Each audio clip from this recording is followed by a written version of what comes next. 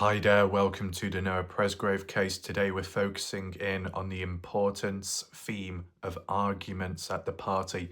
Considering out of most of the party footage, it shows people having a good time, there seems to be other darkness going on in the background when no cameras are rolling, which is a little bit strange. Today we're taking a look at what Justin Roy had to say previously in regards to the Partners in True Crime public interview he participated in some months ago. With time, things have been forgotten or misplaced, and I just want to bring it back to light regarding important themes. I've done it previously with the condition of Noah Presgrove's black shorts from what Partners in True Crime saw themselves. I did a short clip, a long format explaining the importance. I want to do the same here in regards to arguments, more so between Noah Presgrove and Jack Newton. With time, we've learned it from different perspectives, from Justin Roy to Caden Pressey, who overheard part of the argument supposedly, and it was trying to figure out who was in the wrong, who did what wrong. The consistent theme was to do with girl trouble, and we're going to be getting into that more today, so be sure to stick around because I've got a map analysis of all the other arguments that took place which involved Noah Presgrove and or other people. Once again, just want to reiterate, it's very interesting how none of it was recorded or documented or shown publicly, considering the other chaos or the other potential things which partygoers would engage with. Maybe the only exception is certain footage with Avery and Carter, but that's not been released public. If you are slightly confused by certain events, I will explain it clearer later. But once again, be sure to stick around. You don't want to miss out. Welcome to anyone that is watching this live premiere. Share your thoughts and opinions in the live chat box if you're currently here, located on the right.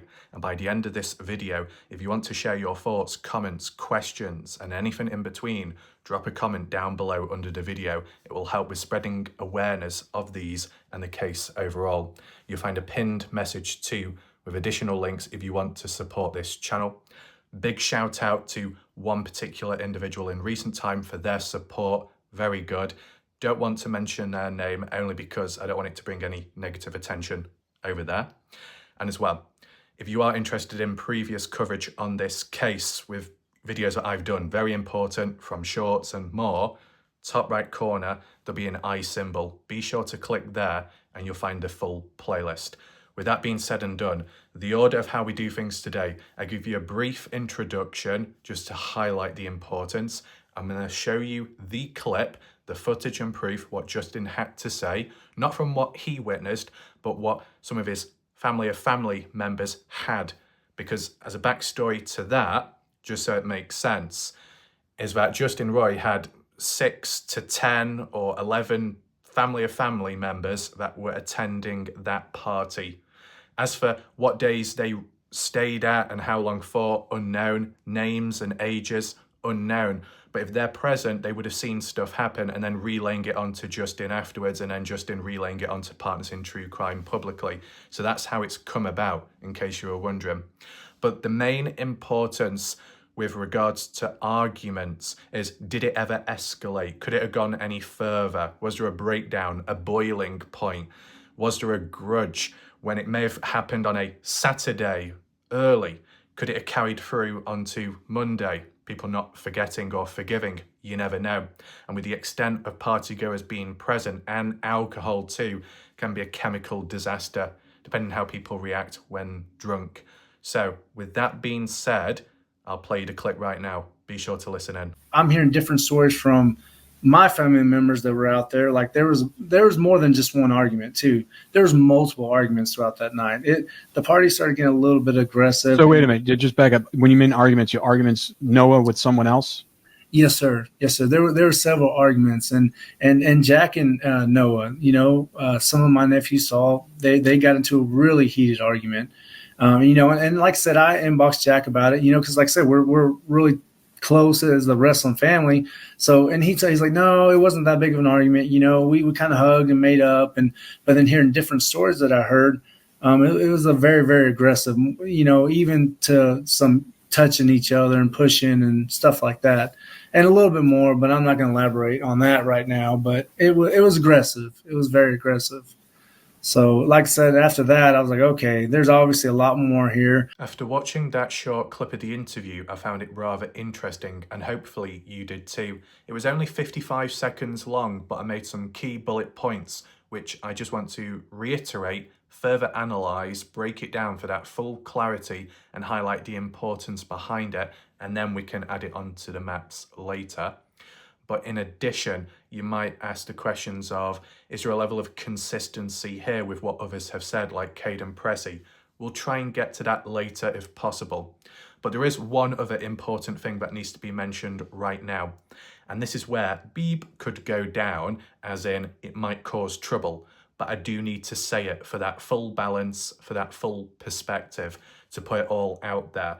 So hopefully people don't misinterpret this. Hopefully Justin Roy understands the point of view. But what I wanted to put across, not directly coming from my mouth, but other people could argue and say, right, why is Justin going to do an interview here? Why is he talking on Facebook? Why is he doing a lot of this when considering he wasn't even at the party nor never attended it?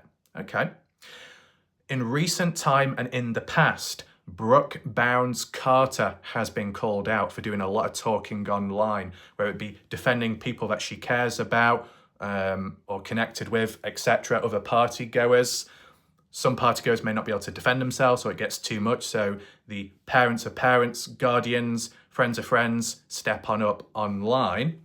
Okay. But we're doing all that talking and stating this or that as a supposed fact or what that could have happened. The counterpoint to Brooke Bounds Carter is, you weren't at the party, so how would you know? You weren't even in the country, so what gives you the right to be speaking? Well, in all fairness, if that is going to be directed at Brooke Bounds Carter for not being at the party, for not being in the country at the time, etc., for not knowing, not being a witness, well, then that same level of questioning and counterpoints should be applied to Justin Roy as well, right? To an extent. Justin Roy was with his family or family of family elsewhere. Was it camping or at a trailer or something? And every now and then Justin Roy looked at his phone or so to look at the odd Snapchat post from the party. And you could ask yourself there, why would Justin even be engaging with social media at a time like that when he's with his family? Well, if he's got family of family that are actually at the party, maybe he's just checking on in to see how things are going. And if he has Snapchat, or his family of family members have Snapchat, etc., they might have sent him something. He might have got a notification or a ping to say, hey, look, this is what's going on. It's fun. As you know, what can happen between family members or even friends or other situations with people, to be sharing stories. You might be checking on in to make sure everything is okay. Just like how Alicia Lee was checking on her niece at the time later on with the party and Caden Pressey being present. We can go more into that maybe on a different day with a different video project. But there's a reason behind why Justin Roy was looking at some Snapchat post. As for the content of what was on it, which may or may not exist anymore, I did briefly ask in the past, and Justin was just going on about how it was to do with Noah Presgrove dancing or people just dancing. Wasn't much to it, nothing suspicious or anything odd like that. Well, if that was the case, why would that type of stuff be deleted or removed from how it was worded in the past? If there's nothing odd to see here, then it might as well remain public. Once you start taking it away, then you make it look suspicious. So there's that. So whilst Justin isn't a witness at the party, he is a witness at the time of when certain events were going on at the party, but distant, but viewing it from a digital screen on, I guess, one's phone. So you saw certain things possibly in real time or close to it actually happening, but it didn't tell the full story. It was just little snaps and that's all. However, to link back to Justin Roy doing all the talking online and sharing thoughts, opinions, counterpoints, defending oneself and, communicating with others and trying to get answers, the act of getting answers because Justin Roy or family of family connected through these other partygoers and family of family and friends, etc., they kind of know one another to some extent or know some people. So you communicate afterwards to get answers that way. So Justin Roy was able to do that, and there was a reason to do that. But equally, Brooke bounds Carter in a situation where she could reach out, maybe, or ask partygoers, communicate with them, or vice versa, lend an ear at a point in time because of being not connected by blood, but almost like a family member. Very long-term friend with Stevie Howard, and Stevie Howard, the mother to Carter, Avery, etc. So when you got that level of closeness, you got a level of trust, connections, physically in real life and even digitally online, especially if you don't live that close, reaching out in different ways, getting answers, getting information, and then passing it on possibly, and maybe relaying it online. Hence why there is, to an extent, a reason as to why these people can talk a lot and know a fair bit, supposedly, because whilst they are not key witnesses, they are in the presence of people that were, and I guess information was passed on. So to put it into perspective, when people have a go at Justin Roy and say, you weren't even there at the party, you shouldn't be speaking. To an extent, whilst that's true, Justin Roy should be able to speak and share what he knows, if he can and if he wants to, when considering he's got family of family that actually attended the party, actually witnessed things, and I guess passed it on to Justin afterwards at some point. The counterpoint to that would be, though, is, well, why can't the actual witnesses, the family of Justin Roy, come out and talk themselves? I don't have an answer to that. Maybe because Justin and others protecting those family of family so they don't get dragged through the dirt and go through the same damage attacks online as what other people did, and maybe to an extent what Justin Roy has come across himself. He doesn't want the same to happen to loved ones and others out there, which is understandable. It makes sense, and it's a good thing, of course. It could also be to do with the age range. Maybe they can't speak publicly, or it's just not appropriate for them to do so. As for names and identities, got no clue. But if there's about 6 to 10 or 11 of family members that were down at the party at some point, that's a big portion, you know, when you consider 40 people at the party at some point. The only question that I would ask, and I don't know if Justin Roy will see this, maybe answer in the comment section down below or elsewhere. The question I would have is, at what point was Justin's family of family members present at the party? What day did they arrive, and how long did they stay for, and what day or what time did they leave? Were they there Saturday and Sunday, or just Sunday? In my opinion, and I could be wrong, I can't imagine them being present on the Monday, but I'll have to look at the bullet points what I've mentioned down below as for notes to see if it could tell a story as to when they were there and when they weren't in regards to the specific events. So, Justin Roy speaking from what he's been told, which would be classified as second, third-hand information, acting as like a personal representative of others out there who were witnesses. You could argue and apply the same to Brooke Bounds Carter individually, and maybe the odd other person too. Hopefully people understand where I'm coming from there, as in you could be labelled in a positive way or as an insult, a mouthpiece. Someone that doesn't know it firsthand but is told what's the situation, and you go along with it because maybe you genuinely believe in it because you believe in those loved ones or close ones, and you just pass the message on, either because they don't want to or it's just not appropriate, so you step up, providing you're able to as well. So if Justin Roy can do that, despite not even being there, but having a lot to say, then technically Brooke Bounds Carter should be able to do the same thing too. And whilst they might not see eye to eye individually in their own places and environments, they should be allowed to say, what's up?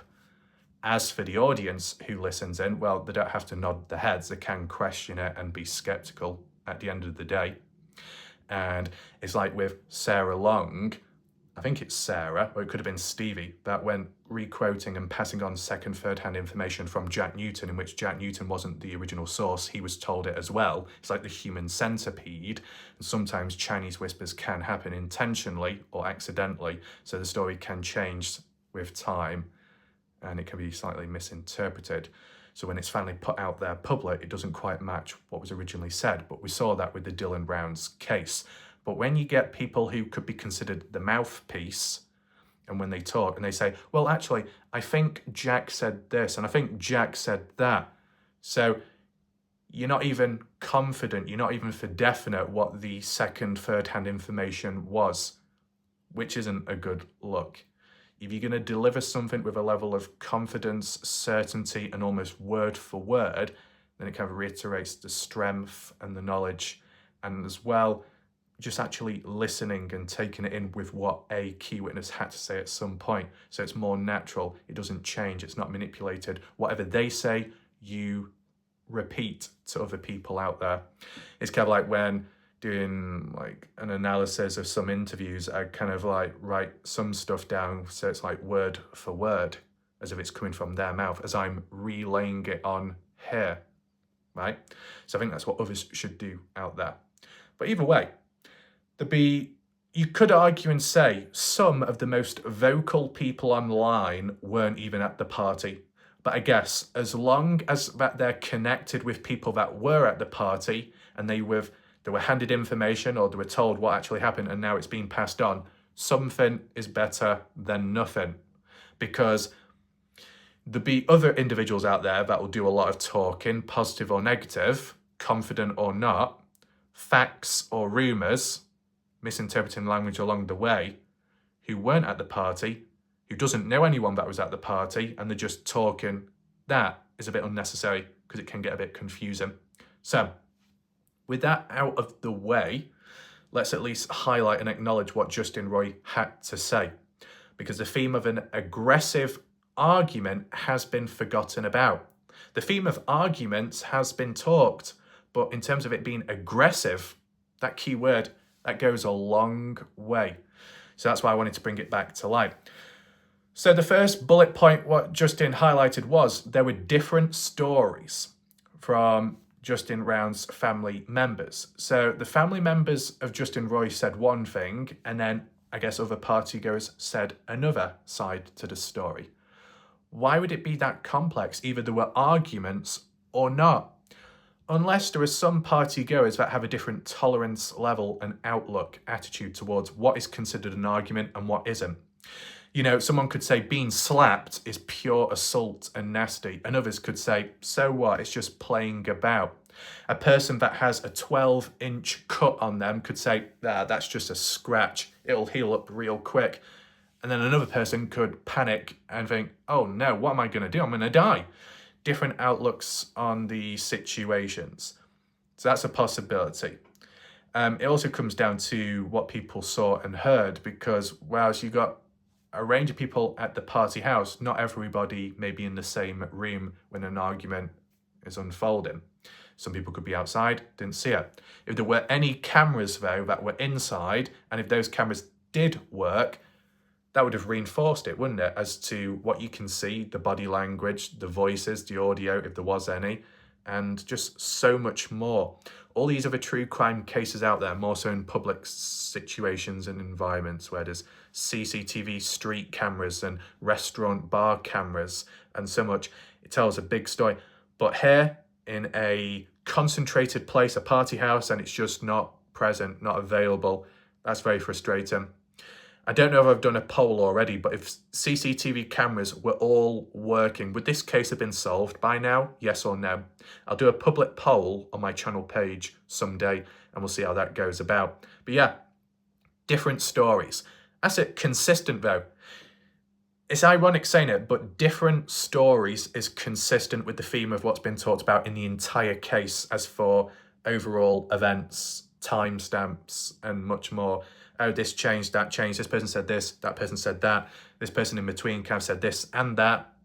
It's a mess, basically, and that's consistently a mess.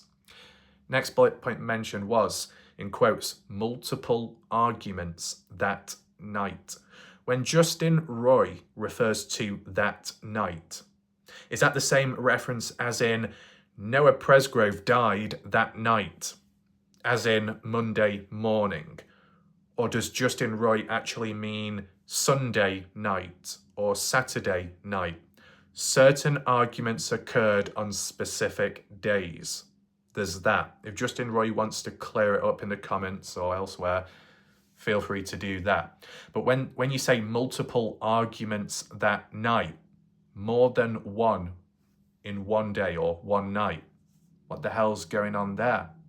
At least to my knowledge, arguments started from Saturday and ended on Monday, and it was throughout, and you'll see it on the maps later. But how it's worded here by Justin Roy, a handful occurred back to back in one night. With who exactly? And then that tied in with supposedly Noah Presgrove. But did it involve anybody else in between? Justin Roy didn't make it clear, but we know that there were some other encounters along the way.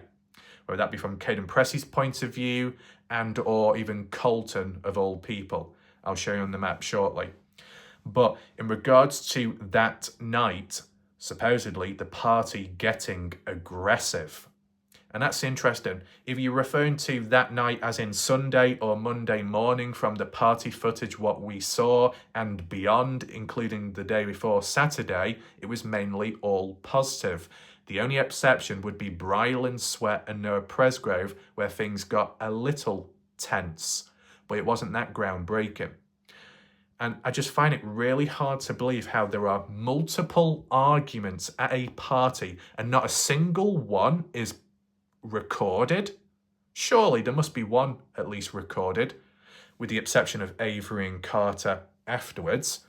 You know, before that, with the arguments Noah getting involved in and anyone else in between, why wasn't it recorded? See, at the end of the day, if people are willing to drive about in a Ford Ranger, the guys including Noah, and shoot animals for the fun of it, and then some of the party goers, like the girls supposedly recording Noah naked in the shower, and that's perfectly acceptable, and possibly posting it public at some point, or someone did on Facebook. If that's all acceptable, then why not recording an argument? At the end of the day, if you used to do like a tier list of what's acceptable and what isn't, what's inappropriate, you could say, such as shooting animals for the fun of it towards the top, and equally recording someone without their consent when, naked in a shower. It's not exactly appropriate, is it? But they think it's a good idea to record it. Oh, and then in terms of an argument, maybe aggressive, maybe not. No, we're not going to record that. No. Why? Because it gives off a bad image, a bad name in regards to the house, the location, the people that are present. I wonder.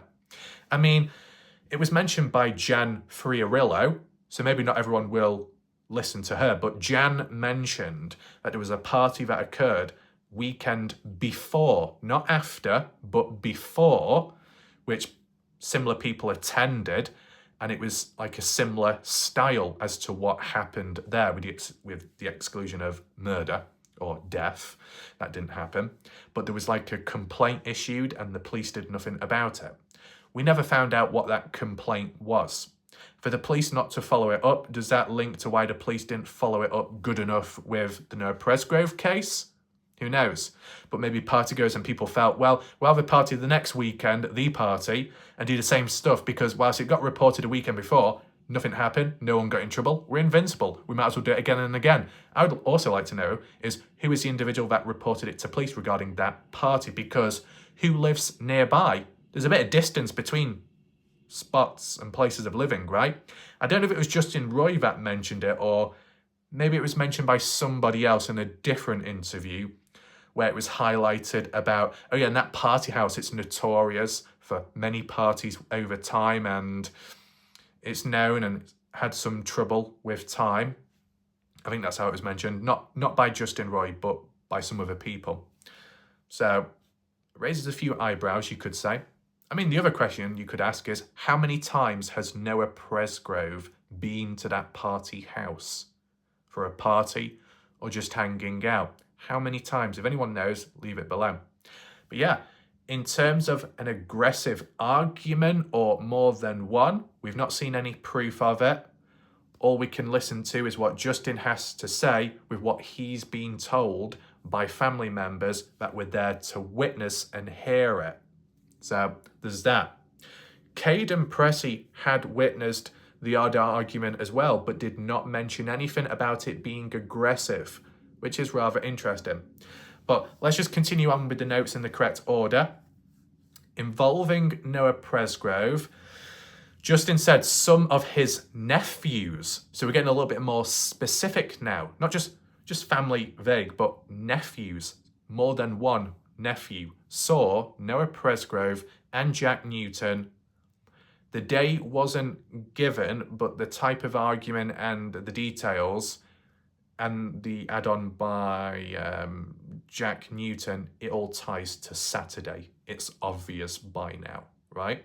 The Saturday argument, which was, and it's not mentioned here by Justin Roy, respected to the time of when it happened, or when talking about it. From what we heard from Caden Pressey, it was Noah yelling at Jack. And I'll go into that more later when we get to the maps. But there's an argument between two best friends. And, you know, when you have an argument with a stranger, you'll probably part ways. You may never see them again. If you have an argument with a family member or a friend, you probably fix things, sort it out later, a day after. If you've got a loved one, if you're in a relationship with someone and things break down, depending the severity of the argument, of course, you should be able to work things out together and move forwards. If it's that detrimental and problematic, well then it doesn't always turn out well. But especially when it comes to best friends, they tend to make up afterwards. And when I say make up, I don't mean kissy kissy, huggy huggy, even though with this exception, that's what Jack Newton kind of suggested without the kisses. Okay, we'll get to that in just a second. So with this Saturday argument, girl trouble being the theme, I think Justin may have mentioned that roughly girl trouble, a reference, and if not then, probably on Facebook at some point. But by now, most people would be aware of the theme of these arguments, where it's what it's fueled by. Would you have all these supposed arguments if alcohol was taken off the table and it wasn't present? Maybe people would be able to think clearly, straight, better reasoning ability, control themselves, bite the tongue at times when it's needed. Yeah, but you could also argue and say that Noah Presgrove and Jack Newton arguing, sometimes you can argue more with people that you like because something's important to you, or something's important at hand and it needs to be addressed and there's just more passion to what extent. But also, it can also apply to the factor of if you feel more comfortable around someone, you can be more yourself. And if you feel comfortable, you might show your good side and bad side.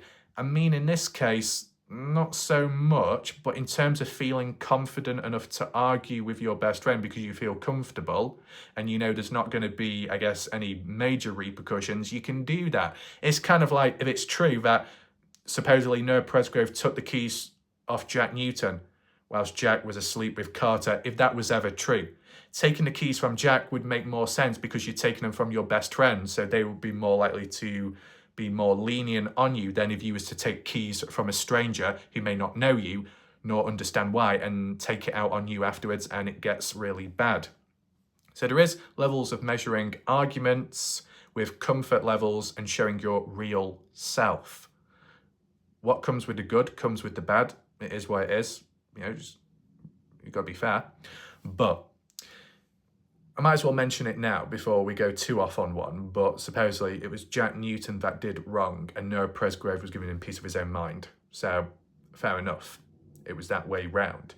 Justin Roy mentioned in this interview that he inboxed Jack Newton for answers because of knowing him in life and family connections and much more. Fair enough.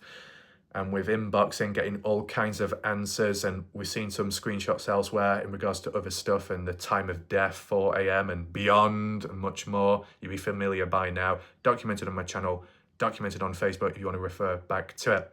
But in this particular answer, Jack Newton basically downplaying this Saturday argument of, well, we hugged, we made up, we put our arms out and sung the Titanic theme, and we moved on with a few tears coming from our eyes. The end.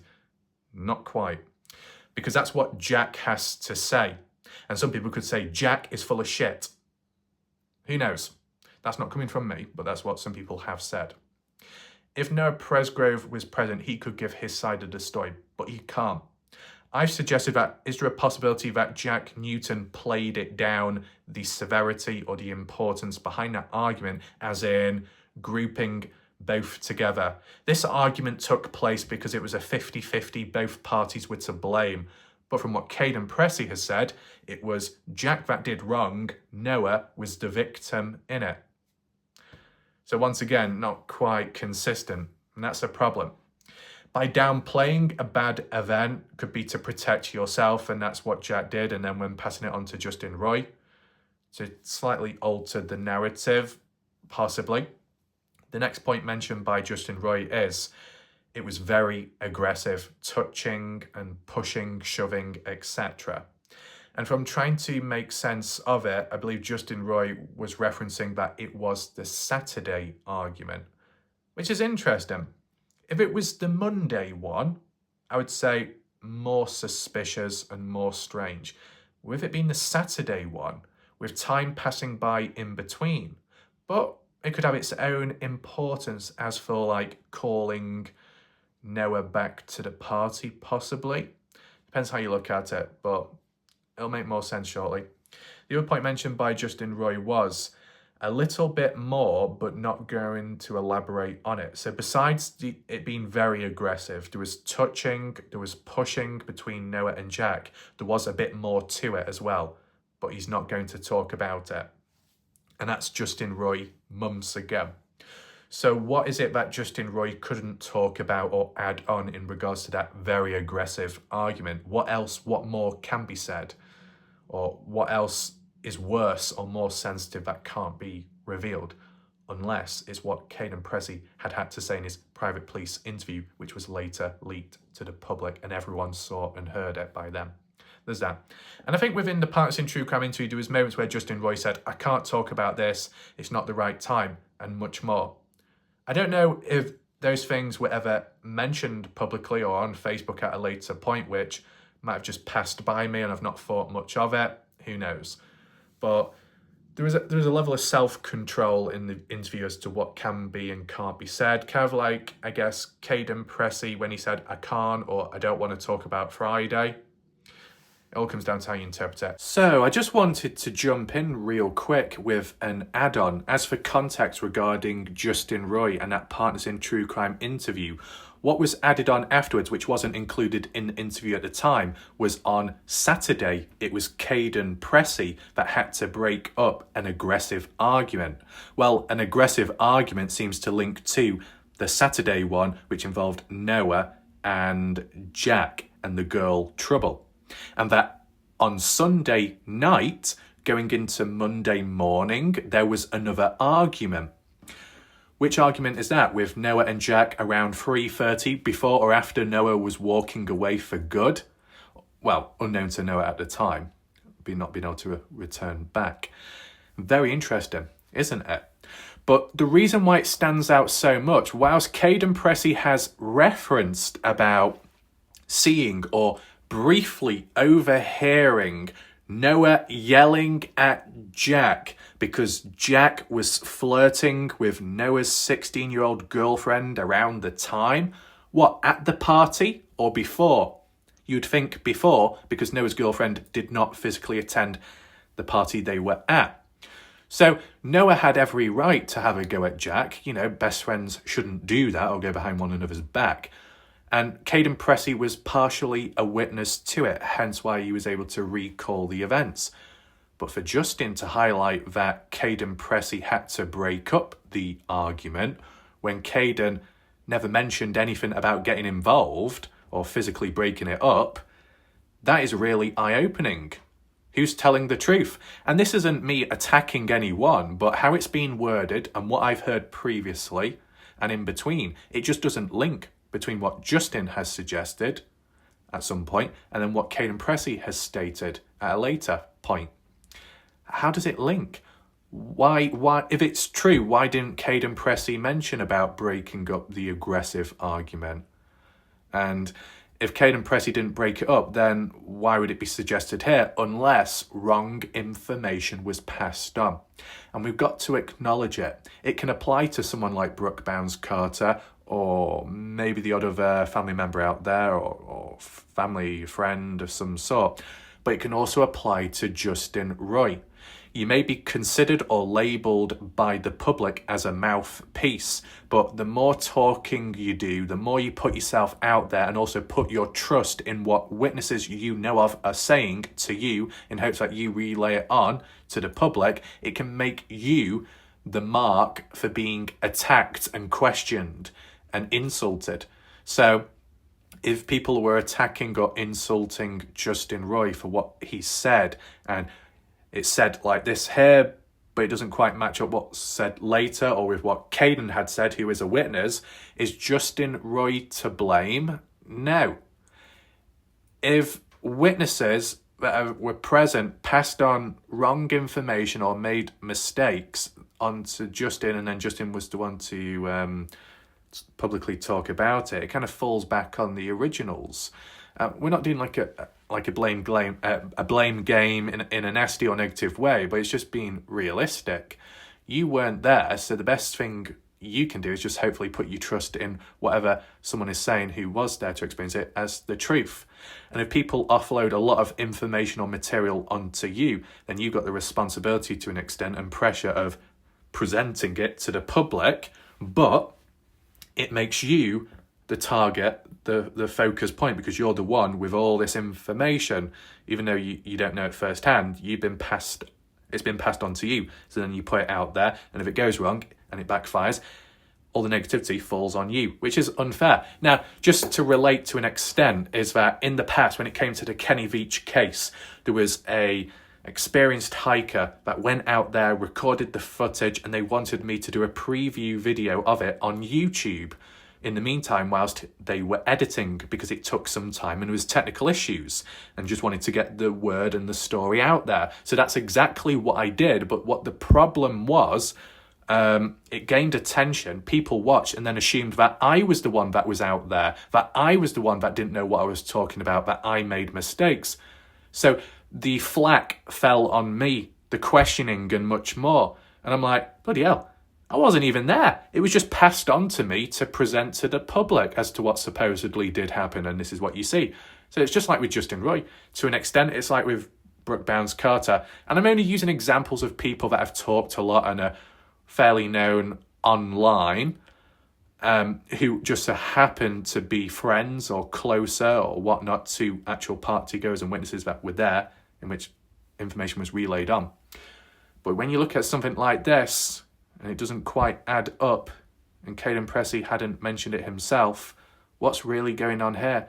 I want to know your thoughts, because some people may be interested regarding some of these details, but nevertheless, I think we need to go onto the maps and try and make more sense. Most of what you see on screen is in regards to arguments that took place, and I have arranged it in an order from earliest to latest, and the latest being over here.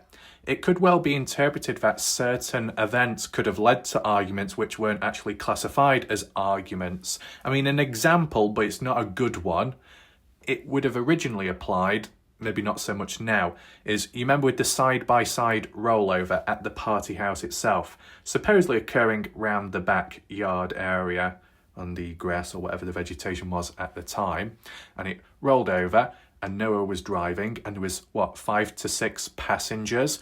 Well, out of those 5 to 6 passengers, one of which could get a bit annoyed or aggressive. Maybe, down to reckless driving. We put our trust in you, Noah, and you've rolled over, you've almost, or you may have got us hurt or slightly injured. How dare you do that, risking the lives? It's not good. It depends who it was and their interpretation of it. Reckless driving, it can annoy others. You put your trust in someone, and then you feel it's been mistreated after, disrespected. However, whilst that could have led to an argument after the event, supposedly it didn't, because Caden Pressey, when reiterating it in, was it the private interview? Yes, it was the private interview, that he was shown a photo or a screenshot from a video, and there was a video too which showed a person present at the time, not Caden, but a person who was present at the time, who may have then was the one to show it onto Caden at a later point, that relevant at the time of when it occurred, supposedly at the timestamp of 2:40, because that's the time that was on the screen or on the photo somehow, is that after the rollover, walking up to Noah, getting up, bloody nose, but people were laughing and joking, so not that big of a deal. Oh, maybe there were no arguments then. See, sometimes when you drink alcohol, you can react negatively to other situations and encounters, interactions with humans, whether you know someone or not. Depends who you are, your tolerance levels, and how you react in general. You can take it out on people. But then there might be the exception where you're very drunk, you're a bit tipsy, lightheaded. You might be like laughing and joking and actually in a good mood, that if something bad did happen, you probably just laugh it off and think, ha ha ha, you had an affair, ha ha, you cheated on me, yeah, whatever. But then when you sober up, you're thinking, hold up, what did you just say? And then it gets serious, goes down. Depends with the person and the event. A side-by-side rollover, there could be a general shock with people when it happened. There wasn't enough time to comprehend and then complain or argue. Or maybe people were so pissed out their head or didn't care because it was reckless, it was cool. Yeah, earlier on a Sunday, let's jump over a gap, that's cool. Let's shoot animals, that's exciting. Let's break golf clubs by hitting all kinds of random objects. Whoa, side-by-side rollover? Yeah, high adrenaline rush. But if it was girls that were on the side-by-side rollover, and then they got dirty or muddied or slightly hurt or broke a nail, they may or may not have said, oh my God, how could you do that, Noah? That's so disrespectful. I've got to get a new makeover now and I've got to have a wash. I'm not ready for this. See, I don't know. That is not an interpretation of people from the area. Don't worry, y'all, because we know how that goes with humans with time. But you get the idea. Different genders may react to, a certain situation differently, and alcohol levels as well plays a major role too. We still don't know who were the passengers on the side-by-side, and that's a problem, if I'll be honest with you. Was it all males? Was it some females? Who, as for named individuals, were there? We don't know. But I just wanted to give you an example of an event which wasn't classified as an argument, but somehow it could translate to one if things went wrong. I mean, another good example would be the wrestling. And I've put the marker here because it's supposedly one of the first events that took place, which could be interpreted as any arguments in the background in a covert way. And people may have already said it already. Warlike wrath. Mikey Lair was not at the party on Saturday, but he did arrive on the Sunday. Arriving on the Sunday at the same time when Noah Presgrove returned back to the party house, because they were both transported down by a guy called Gage Jessen, and maybe some other people being given a lift as well. Well, that's true about Mikey being present on the Sunday onwards and not being present on Saturday. So why is it mentioned like this then, if it's wrong? Misinformation? How could you, warlike ref? Well, just stay calm for a second, look, listen and learn. For those that may get impetuous, we don't need any petty behaviour here. Reality is, it was Caden Pressey that stated Noah Presgrove, Mikey Lair were wrestling on Saturday, and Noah Presgrove basically wiped the floor with Mikey. Some people have said Mikey Lair is into wrestling as well. Maybe, maybe not. But Noah Presgrove is good at it. So he supposedly dominated. Now, what caused it? Who knows? But maybe the odd other interview elsewhere reiterates the point about wrestling taking place at the party house. As for the day, not mentioned. As for the people involved, not exactly mentioned. But then it's fed into here from the private police recorded interview, I believe. So it's not exactly a major significant event, but it depends what the atmosphere was like at the time. And did this wrestling take place inside of the house, outside of the house? The reason for wrestling may have just been like play fighting, nothing too serious, kind of like the slap game. But if someone was to get dominated, could they feel embarrassed afterwards and be frustrated slightly with Noah Presgrove? You showed me up. You destroyed me, technically. I'm a wrestler myself, maybe. And now I'm a joke. It depends how you look at it. And if alcohol was present. When wrestling took place, were people drunk? Because that could go very wrong. If you go for a certain wrestling maneuver, or an illegal one, and you execute it poorly, or the way the other person lands, their reaction time when they put their hands out isn't quite there. Kind of like, and I don't know if it does quite apply, but like, do you know with the highway, where it was mentioned about if someone was to fall out of the moving vehicle and they were drunk, they wouldn't have enough reaction time to brace for impact or put their hands out. They'd just straight up hit the ground and be worse off. So if that was applied to a wrestling maneuver, being slammed to the ground, a suplex, whatever maneuvers there are, and even if it's non-wrestling, some kind of takedown, power bomb, and you don't brace yourself, you can end up more injured. At the end of the day, not much seemed to come out of it, but still, if anything went wrong or someone got slightly hurt, that could lead to a bit of aggression or frustration, a grudge. And even if no one got injured, but you got dominated and showed up embarrassed, maybe, and I'm not saying it is, but could Mikey Lair have felt frustrated because of that, felt showed up? Just like supposedly Avery Combs, who felt showed up and disrespected and embarrassed around her friends and others when Noah called her out later on. These are events which supposedly took place, and how people react to it, how they take a loss, how they take an insult, what they do next. People can't control certain factors or what happens, but supposedly you can control and react how you would after it in terms of your response. But, you know, depends if the mind takes over, or frustration or alcohol levels impairs your judgment and reasoning ability. But nevertheless, we finally move on to one of the first arguments that took place. Whilst a time was not given by Justin Roy, but the day was, it is consistent with Caden Pressey, as in supposedly Saturday, but the timing of it is kind of going into Sunday. See, when it comes to the timing and everything, it gets confusing. But, well, people might say, Andrew, what are you on about? You're such an idiot. Well, maybe at times. But what I just wanted to focus in on, was it 12 a.m.? Was it 12 p.m.? I get mixed up at times. But Caden Pressey said, like, around midnight. Around midnight Saturday, so it's kind of crossing on over to Sunday, but still probably regarded as Saturday for people that were there at the time. Okay, Saturday, really late at night, which just so happens to be the mindset that I had in the past. But then with time, people were like, oh my God, is it Monday? Is it morning time? Is it afternoon? Is it lunchtime? I don't know. So it just goes to show that even with less knowledge and information early on, I kind of had it under control as for timing and reasoning ability and common sense to an extent. Saturday night, late at night, probably sleepy, wanting to go to sleep, maybe.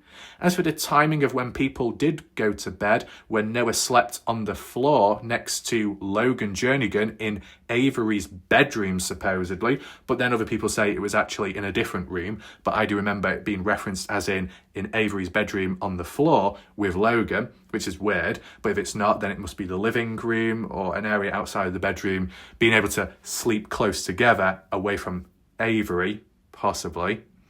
Either way, the timing of when they went to sleep, unknown. As for having a wash, a shower, I don't know. But if it's normal for people to have a shower once a day, then that's probably what Noah did. I think it was Brooke Bounds-Carter that suggested that maybe in between Noah had an extra shower at the party. If that's the case, well, what is the timestamp of when the girls wrote on Noah's body?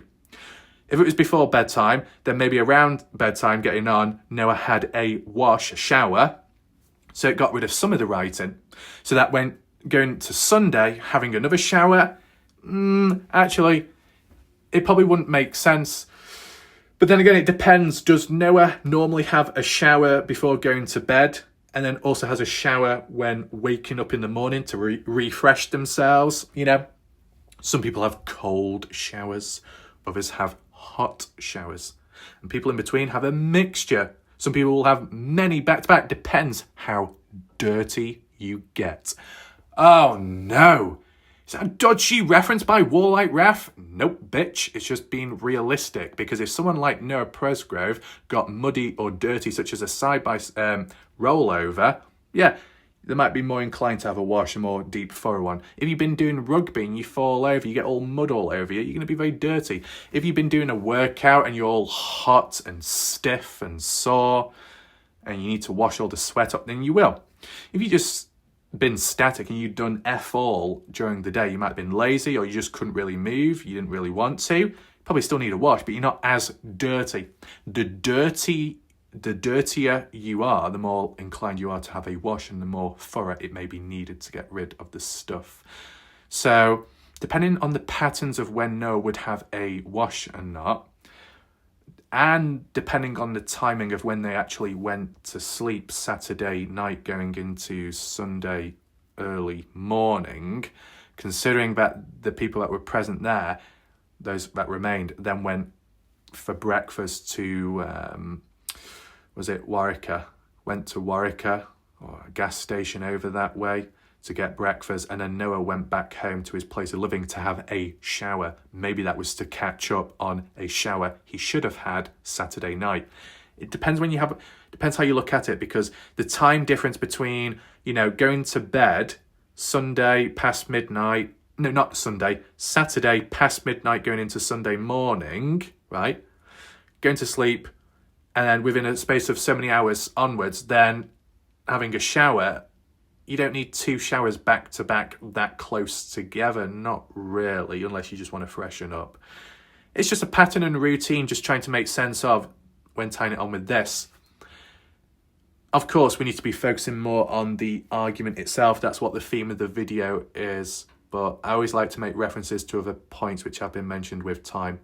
But 12 p.m, would they have been tired, more frustrated and agitated? It's just very interesting that late on Saturday going into Sunday early morning, supposedly, but that's when Noah Presgrove decides to yell at Jack Newton for flirting with Noah's girlfriend, and it's aggressive, and supposedly Caden Pressey has to break the pushing and shoving argument up, even though Caden Pressey never mentioned that he did that, and that he only overheard a little bit. Yeah, someone's not telling the full story there. I mean, in this case, Jack Newton's in the wrong. Noah has the right to yell. Feel like being stabbed in the back. But, you know, how does that build on? If it was the other way around, where Noah did wrong and Jack was the one that was mad in the first place, then Jack would have a motive or a bit of a grudge building with time.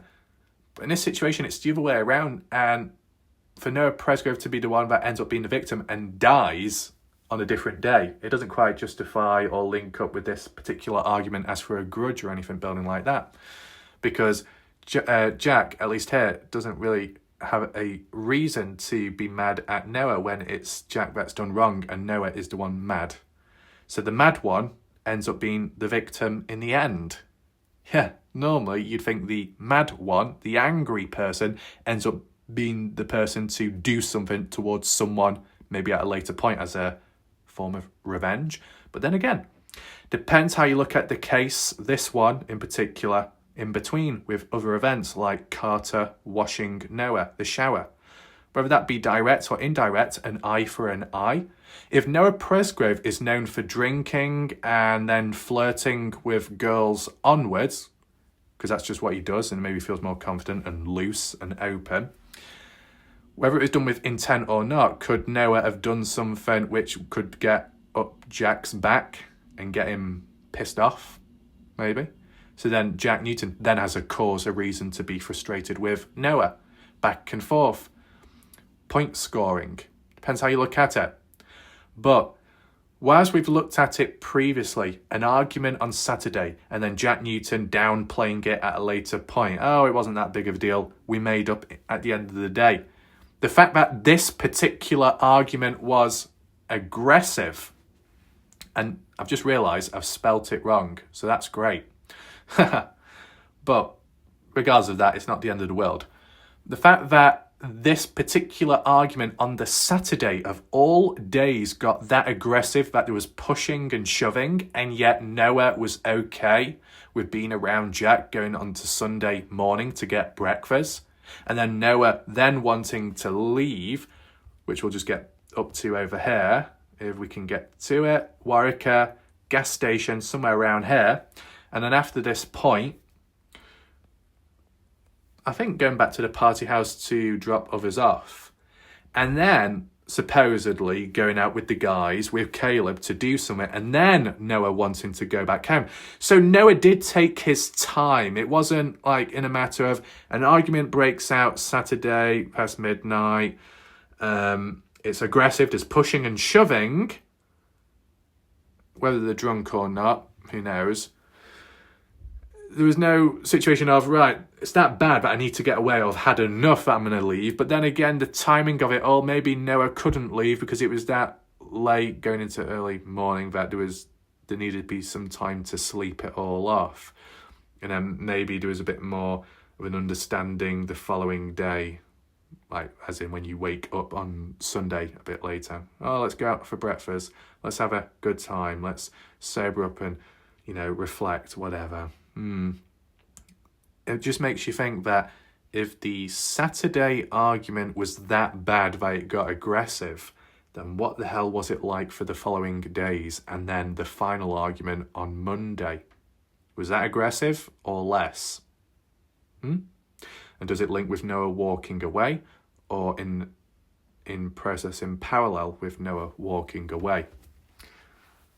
Let's head back to the party house. This is kind of interesting. As I said, some of these markers are influenced by Caden Pressey's timeline, and also, briefly, Justin Roy, especially about the aggressive part, because I've not really heard anyone else refer to arguments at the party as being aggressive. So for Justin to quote that from what family members and nephews who witnessed it at the time pass it on to Justin, well, maybe more going on. But if it's that aggressive and tense, why did no one record it? Oh, well, you don't record things like that. Oh, but people are quite okay recording Noah naked in a shower, and quite okay with maybe some other events in between recording. And supposedly there is footage of Noah teabagging people. Oh yeah, that's appropriate. Yeah, that's fine without people's consent. But no, an argument, we can't allow that to be recorded. It just doesn't quite add up. The next thing to highlight was Mikey Lair fish hooked Noah Presgrove Sunday night. So we're going into the next day, more so. And take in mind, Noah returning back to the party house on Sunday. We mentioned that after breakfast and maybe after hanging out with the guys and Caleb, went back to place of living over this way, right? And then from what Dusty Butler said, because I never saw it corrected, around 5 p.m. or so onwards, Jack Newton contacts Noah and is like, hey, come back to the party. Was it said in a desperate way, manipulative way, persuasive language? Who knows? We've not heard the call or the text message. I don't know the type of communication, but it would have been interesting to hear what was said over the call. Enough to convince Noah to come back to the party house. But by the time Noah got down there, within a space of so many hours, or a few hours or so, less than usual, he wanted to go back home. So, not looking as promising, right? But in between that, what went down? Well, I said Mikey fish hooking Noah. And interesting that when Mikey came on down to the party for the first time, supposedly on a Sunday, even though Caden Pressey stated Mikey was there Saturday, which seems to be incorrect, but, I'm just making references. Mikey coming on down to the party with Noah together. And the first thing that happens is, what? Mikey fish hooking Noah at some point? Not going well already, is it? How well does Noah know Mikey and vice versa, or not at all? Let me know below. Fish hooking supposedly. I mean, we're not going to do a demonstration because I'm not going to start gagging myself, putting fingers into my mouth, because I've actually got a gag reflex, unlike some people out there. But it is what it is. The act of fish hooking, I found out, unfortunately, by looking at a definition of it online. It can be meant in a dodgy way and in non-dodgy ways, where a person could be sat down, bent over or something, as another person is stood behind, for whatever reason that is, and then the person stood behind reaches around and puts the finger into the person's mouth and then may pull on it slightly. Instead of pulling someone's hair, you're pulling the inside of their mouth as things may go on. And you could be like, yeah, you're going to be a good boy for me? Yeah, you're going to follow my orders? It could be something like that. Wasn't quite the case here, okay, just so we get that clear. Why was that the first idea from, why would Mikey even fish hook Noah? Out of all the things you could do, why that exactly? As for the timing of when it happened, we don't know of. But the motive, what was the motive regarding it? Because this is like a bit of an argument, a bit of a tense situation, a form of physicality besides this aggressive argument. Well, basically, it ties back to supposedly Mikey couldn't find his phone, so took it out on Noah Presgrove, even though Noah Presgrove wasn't responsible. It was supposedly Caden Pressey that was covering it up whilst resting on a chair or sofa or whatever type of furniture. See, I've got to be careful when I talk about furniture. I don't know if it's because people are the brand ambassador of Home Depot or the dollar store or IKEA somehow, but when it comes to furniture, people are very touchy on that bloody subject. If I say, oh, it was a chair, no, it was a sofa, man. Oh, no, it was a recliner. It was a wooden chair, it was a bench. Get in my autograph. Don't know why people get so pressed over it. I don't know. But it is where it is. But at some point on Sunday, for some reason, Caden covering Mikey's phone by accident. And then it's, the realisation. Any apologies? I don't know. But it was interesting how Noah Presgrove was the one that was kind of like the victim in it, that Mikey took it out on Noah. Was there a reason for Mikey to suspect that Noah could be responsible? I don't know. But by Mikey fish hooking Noah, obviously it gives you the opportunity that when there's a finger in your mouth and it's not your own finger, you bite down on it. Or you might want to, or I don't know, you might bite down on the finger because self-defense or just because you want to. Whether the other person enjoys it or not, that's something different. But yeah, Noah supposedly bit on Mikey's finger. So that would cause the person to release the fish hook. And then I guess after that, it was resolved. But is it possible that Mikey took it out on Noah, even when it was out of context, because of earlier on, whether that be Saturday or earlier on Sunday, when Noah was wrestling Mikey, Noah may have embarrassed Mikey, and Mikey had a small grudge against Noah. So when it came to, I can't find my phone, oh, is it you, Noah, trying to play tricks on me again? Because we know you're a prankster, let me fish hook you. And then it escalates to a small degree. Because what we've seen is that in some of the footage, Noah Presgrove is on the receiving end of a slap by Shandy, on the receiving end of a slap by Brylan, with the exception being that Noah asked for that one. But in between Sunday, Mikey fish hooking Noah, there's quite a bit of physicality going on, and Noah's on the receiving end. Would you agree with that? And then just so happens to be on the receiving end when it comes to the death as well afterwards. And a lot of the footage, what we're seeing, centres around Noah Presgrove, directly or in the background, but other people, not so much focused on. So whilst that's Sunday, what was the next thing that took place? Well, honestly, it was going into Monday, and now we actually have a timestamp compared to when I used to do the previous projects, that with what we're seeing and how it's been confirmed through the photo or timestamp on the image, naturally, 1:05 a.m. Monday morning, Noah Presgrove and Brylan Sweat. I called it tense because Brylan was a bit cautious and seemed a bit nervous. Noah was a little bit intense with, come on, do it. You're going to do it. And there might have been a bit of a whisper by Brylan or the others saying something about stab him or I'll stab you. So basically, Brylan had a knife in his hand or something sharp, which could be considered a bit shocking. Maybe we need to do a separate video of that party footage itself. because people had trouble in understanding it. Then there was some person called Ace that decided to do coverage, and then it all broke down, and people called that person out as a dodgy individual, and that was earlier on. Never got round to doing it, but there's still time to do it at some point, right? But yeah, 1:05 a.m. Monday, a slap. End of the world? No.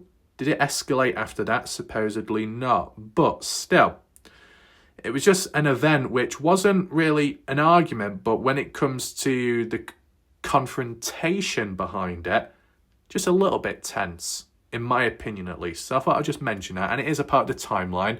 We actually have a time stamp provided. You can let me know your thoughts behind it too. And then the next one. This is not for definite as for the time, but I put a question mark next to it just to put it into perspective. 2:40 a.m. onwards, Noah Presgrove supposedly insults Avery Combs, calling her a fat bitch. And I believe that's linked with the bedroom debacle, possibly, when Noah Presgrove went to Avery's bedroom and or before Logan's, from what Jack said in the last Partners in True Crime interview, both being rejected, Noah not being able to sleep in the beds. And I guess when rejected by Avery, Noah then replied with calling her something bad, which I've just basically said.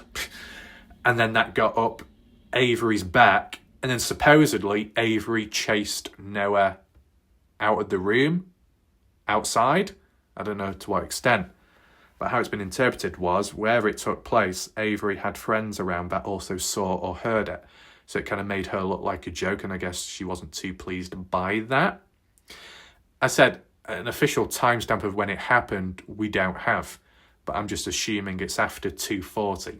Around 2:40 is the supposed timestamp, as mentioned by Caden, for the side-by-side rollover. So you think beyond that, then Noah having a shower, being washed down by Carter and Jasmine, and then eventually, at some point, getting to go to sleep, but having other ideas supposedly not quite working out, being rejected again, and then Noah getting frustrated. Because people say, and I know Justin Roy said, Noah wouldn't walk off just because of the bedroom debacle, because Noah was okay sleeping on the floor on Saturday. But what you got to realise is the theme of rejection, and just in general. Over time, the more you're rejected, for whatever reason or theme it could be, the worse you may feel. People can react and respond in all kinds of ways. Some can be for the worst, others can be for the better, and some stay the same. But with time, enough rejection can mentally wear you down, possibly break you, depending who you are and how important it is to you. In a situation with Noah, it's not as important in terms of on a personal level, but it is important as in where Noah feels like he needs to be. Noah may have felt like he needed to be in a bed, but he didn't get his wish. Should he reacted the way he did to Avery? No. If it's all true, he shouldn't have done. But was he deserving of death after? No. But that's not the only rejection. Because from what Caden Pressey had said, that when Noah reached out, can I have a lift? Kane said, I can't because of drinking. And then supposedly Noah went on to the next person, and whoever else afterwards, constantly being turned down. And then maybe then or earlier reaching out to his father and that being turned down, right? Rejected by everyone at the party in terms of getting a lift back. That can wear you down. You know, you put all that time and energy in terms of introducing yourself or just saying, right, here's a situation, this is what I need or this is what I would want. And it's, sorry, I can't provide that. Sorry, I'm not going to do that. And then you got to go on to the next person and say the same old shit. Then the next person, same old shit. It gets a bit tiring. More so in general for other situations in life. As for Noah Presgrove, though, with drinking, it can intensify the situation. So after all of that earlier, being rejected, can't do this, can't do that, can't go home, fine, I'll settle for staying at the house. Oh, but by the way, could I sleep in one of the bedrooms? No. And that might have reached a bit of a breaking point. Not to the same extremity as other situations with other people in life, but just like, I've had enough of this. This is just the icing on the top. I am done with this shit. And decides to walk away. Because, whilst people don't believe Jasmine Milan, who said, well, it's normal for Noah to walk away from parties, or the party, Caden Pressey backed up Jasmine Milan individually when Caden said, when Noah is drunk, he can end up walking away, cooling off. And he's done it other times in the past, other parties. So, yeah, you're going to believe that? It is possible. But in terms of the original insult towards Avery, quite tense. Whether you know the person or not, and how they respond back.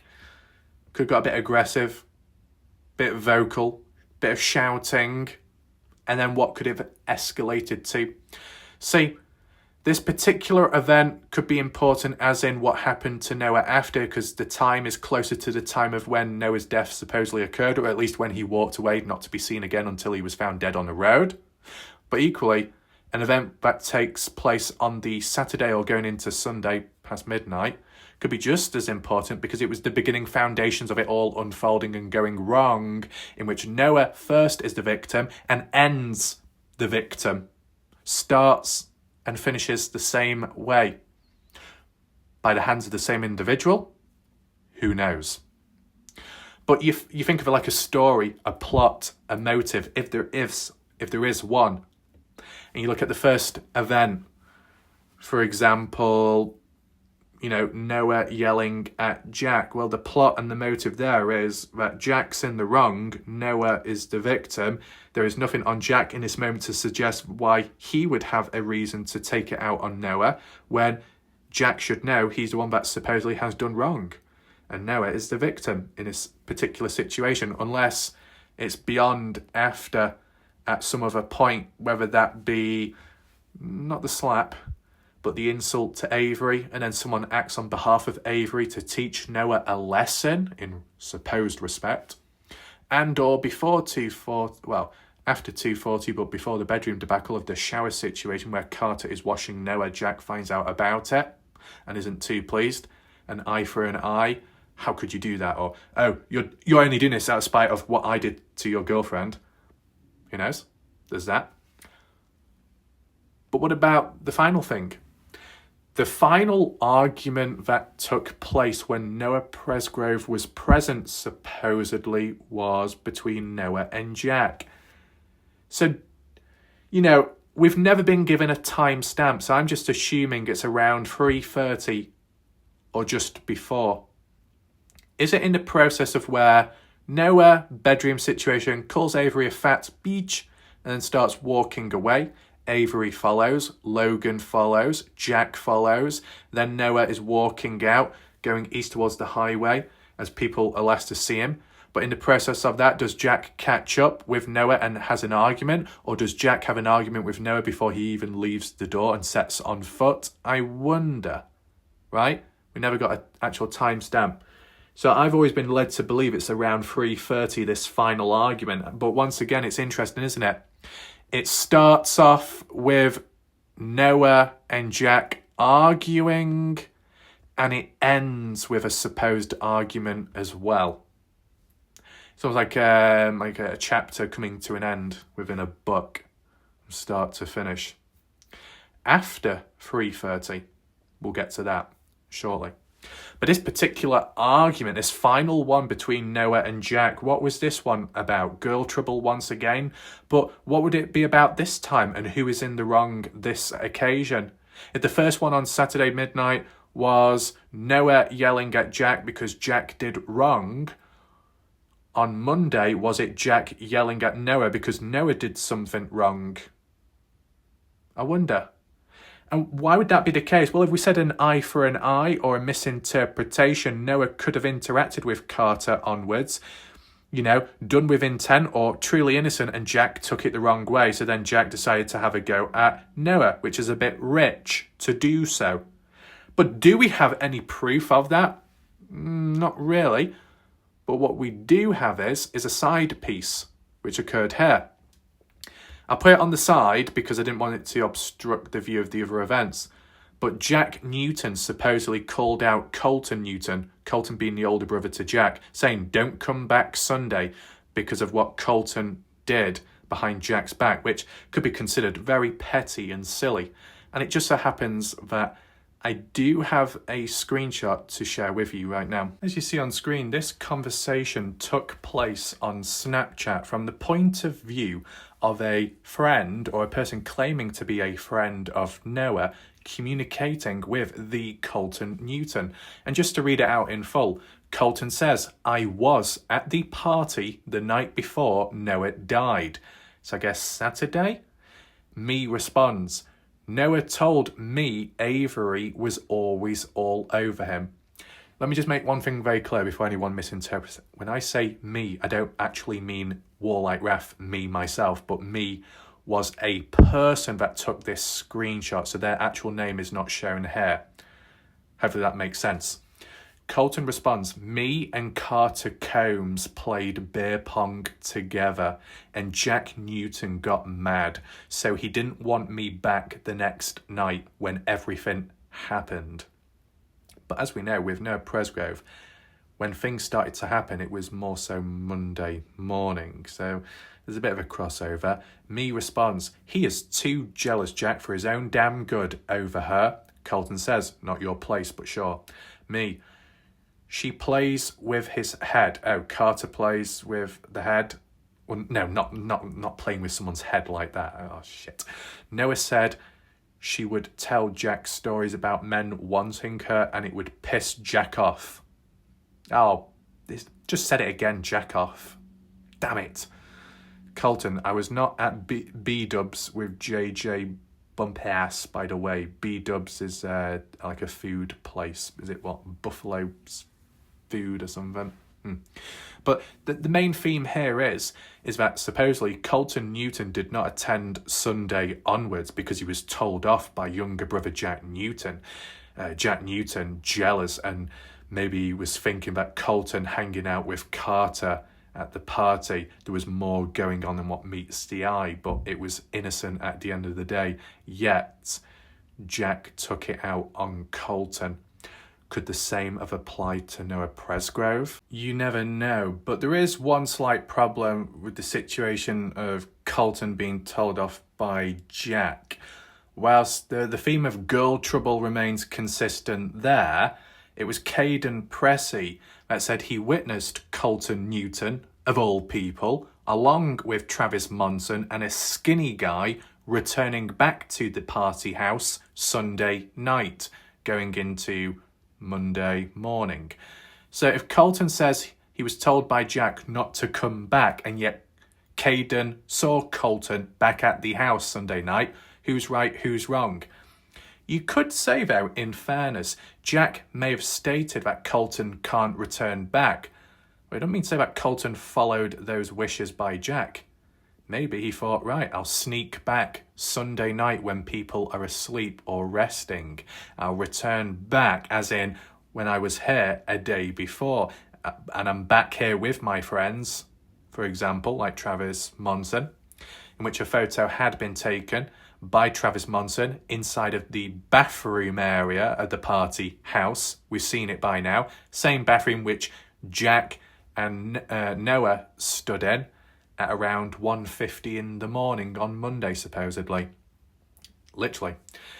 And then there was some other footage of Travis in the background too with some party goers. But still, to return back on Sunday, Colton maybe not following Jack Newton's wishes, that's always possible. You never know.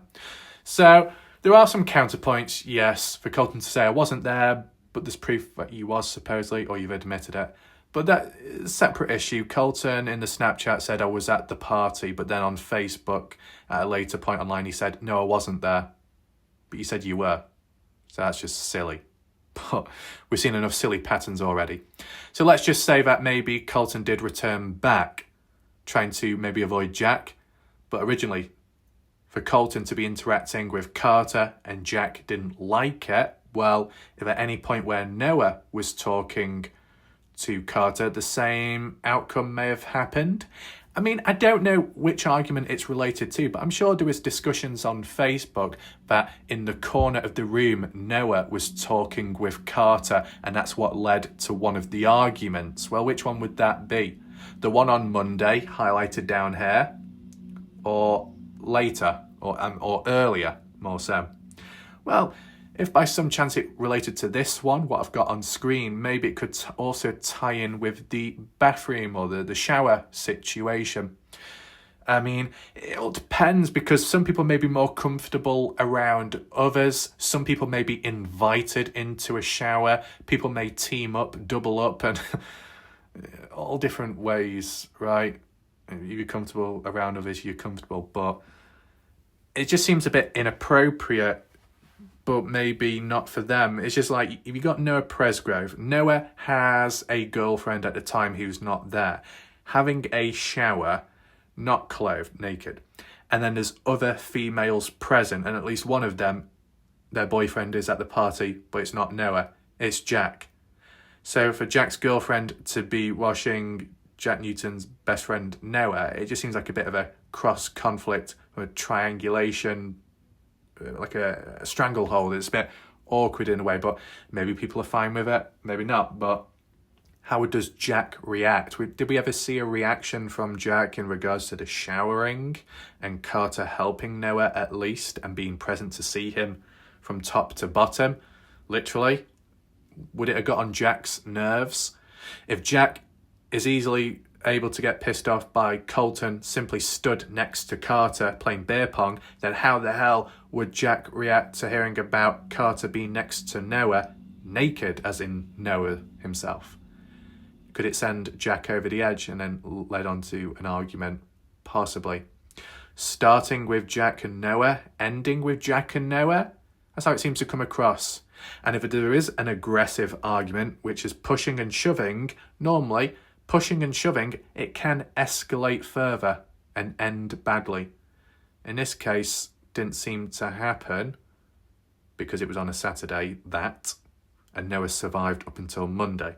But if there was a grudge, anything building up inside, it could have bubbled over. This isn't all about to say that, oh yeah, well that must mean Jack's responsible. Not quite. There's always the chance that others may be. I mean, you just look online, you look in news, papers, how arguments and fights between people that know one another or strangers, how it can escalate. So that's what the theme of today's video is about. And to bring it back into questioning that if there is an aggressive argument, yet all the party footage shows positivity, what's really going on? Right? Now, the only other argument that took place afterwards, and I said after 3:42 because it supposedly took place after Noah walked away, and I guess people thought Noah was missing or they just couldn't find him, whether they searched or not. And it took place after 3:42 at least. No specific time given, but someone supposedly recorded this argument. Why? Don't know. Who by? Not sure. Why didn't they record any other arguments beforehand, such as with, like, Noah and Jack? Makes you think. But why would Carter Combs and Avery Combs argue on the porchway? Well, once again, sisters that can fight amongst themselves between one another, fall out and make up afterwards. But I guess the pattern and the timing of it is because Noah had walked away and not returned back, and before hearing the news of Noah's death, Avery and Carter may be blaming one another for Noah's disappearance, if you want to put it like that. And we've done a video about it previously. To see the actual footage or audio of the argument would be very interesting, but where is it and who has seen it? If any of you have seen the footage, video-wise, auditory, of Carter and Avery on the front porchway arguing, supposedly about Noah, just leave a comment below. Let me know if you have or not. But did someone record it? From what angle? From the outside or from the inside, in the darkness? Could it have been the person that may have recorded it is the one responsible for seeing or last hearing of Noah when he walked away? Crossing paths? You never know. But There's supposedly a Ring doorbell camera on the front porchway door, so that could tell a story, but that camera supposedly wasn't working either, which isn't great, because that could have shown something as well, picked it up. But it could go along the lines of Avery blaming Carter, Carter blaming Avery for not giving Noah a bed to sleep in, Avery saying, yeah, but, he would have messed me about, he was supposedly with Logan and this and that, and more. And then maybe Avery could have blamed Carter for the shower. You shouldn't have done that. You shouldn't have, that could have led to other arguments, or Jack getting pissed off and more. Playing the blame game in the moment, heat of the moment, when the emotions are quite high and there's a level of worry or concern possibly for Noah's disappearance, but not enough concern to report him as an official missing person to the police. Let's acknowledge that. And really, if Noah had walked off in the past and previous parties, did Avery, Carter ever yell or argue at one another because of Noah being absent? Makes you think. And, in your mind, for Noah to walk away, if that's actually true, away from the property or just away from the house, and then he was outside, and then whatever happened, out of his control, and let's just put it on the conditions that it was out of Avery's and Carter's control and they had no role within it. When you look at the argument between Avery and Carter, were any of the two girls responsible for Noah walking away? Were they to blame? Or was it just Noah himself being a bit moody, wanting some space, needing to cool off? You could say it's no one specifically, but it's just collectively that Noah may have been rejected here, there, and everywhere, from being denied giving a lift back home to even being denied sleeping in a bed, even though he's not truly entitled to that. Just that constant denial, rejection might have frustrated him, and he just needed a breath of fresh air just for a bit, but never made it back because something happened.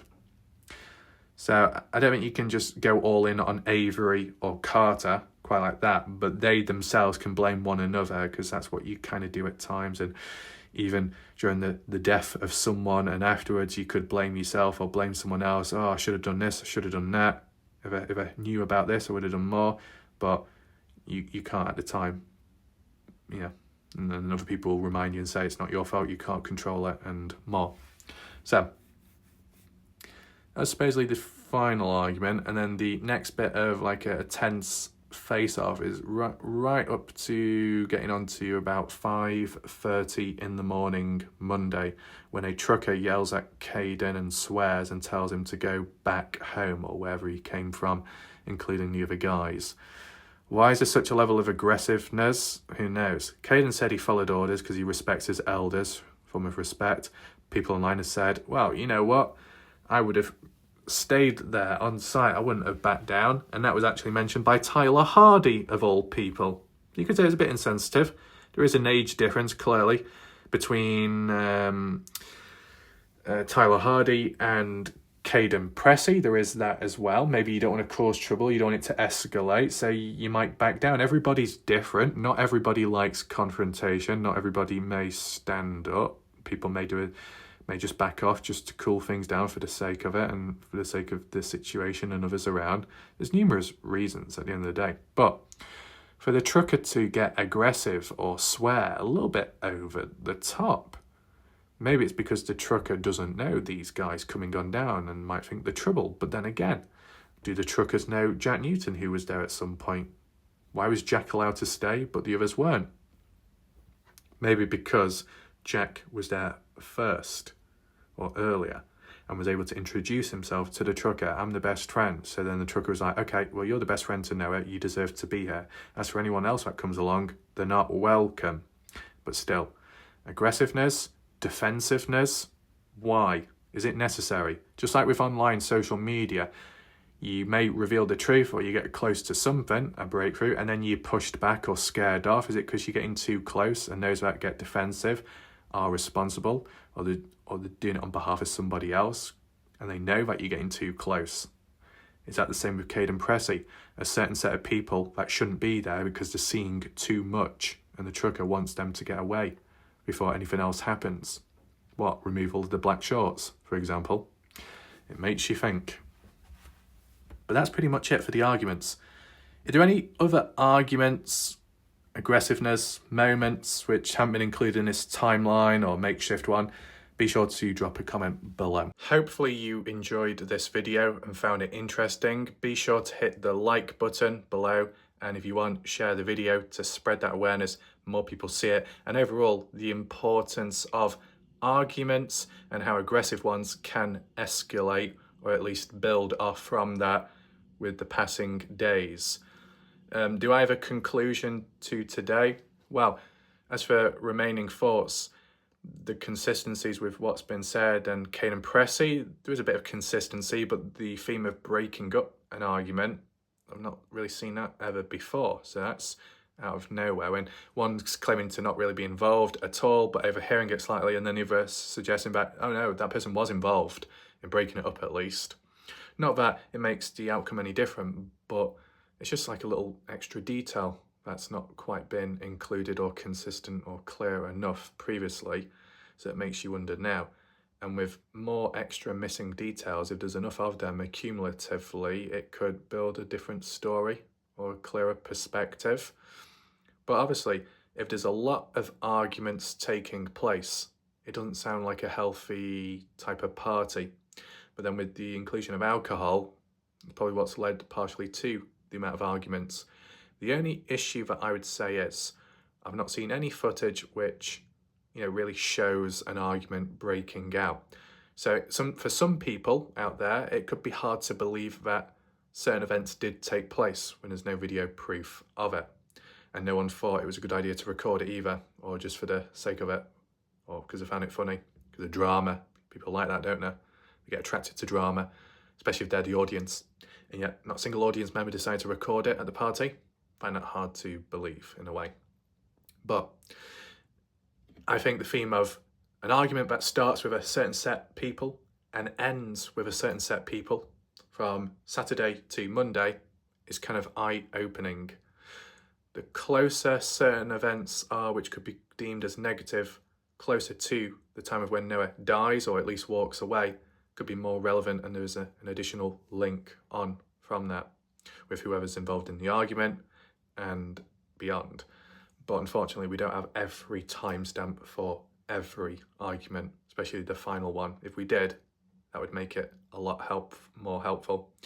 So if there are any additional details, possibly leave it below. That would be appreciated, but I think we'll leave it there for now because it's been long enough. My name is Warlike Ref. I'll see you next time. Goodbye, good night.